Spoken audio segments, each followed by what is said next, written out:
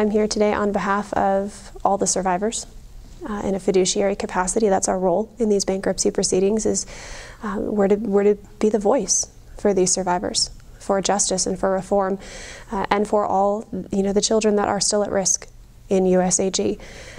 In terms of whether anything was accomplished today, I think what became very clear to all of us through these proceedings is that USAG hasn't done even the most basic things, not just to prepare for this proceeding, but to make the organization a safer place.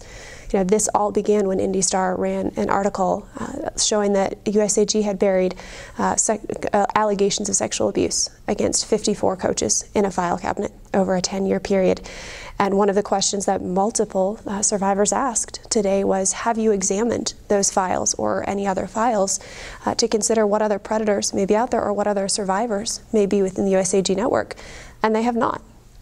They have not done the most basic things. They have not even looked to see what other predators might still be on the loose within USAG. They have not even looked to see what other children may be at risk.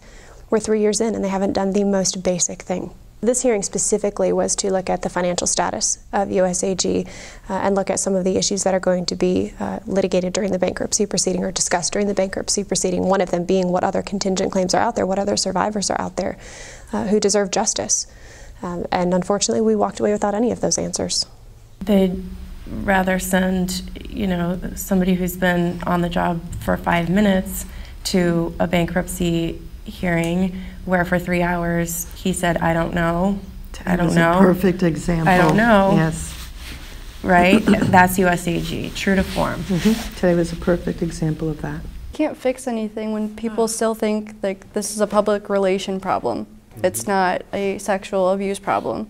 So we have to change that perspective first before we can even get anywhere, because they just think, oh, it's just going to blow over. It's not going to blow over. That's why we're still here today.